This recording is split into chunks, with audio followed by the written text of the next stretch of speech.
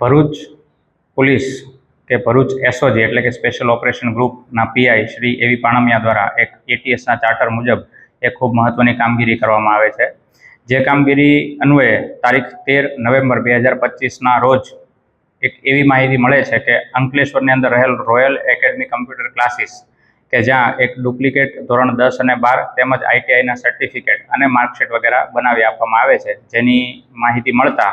SOG PI Shri એવી પાણમિયા દ્વારા team બનાવી યોગ્ય કાર્યવાહી ચાલુ કરે છે અને જેના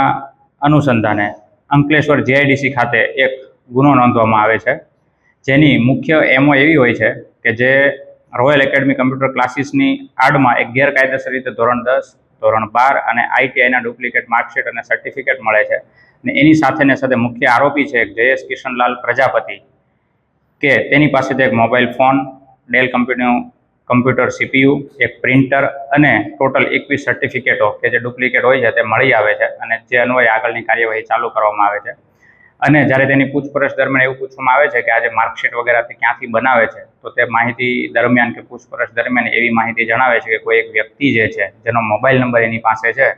જે એમના કોન્ટેક્ટમાં રહી અને તેમની પાસેથી ડુપ્લિકેટ માર્કશીટ વગેરે મંગાવતો હોય છે, તો એસઓજી પીઆઈ દ્વારા એ નંબરની ઊંડાણપૂર્વક તપાસ કરવામાં આવે છે અને તે તપાસમાં એવું જાણવા મળે છે કે આ જે મુખ્ય આરોપી છે જે હાલ દિલ્હી સ્થિત છે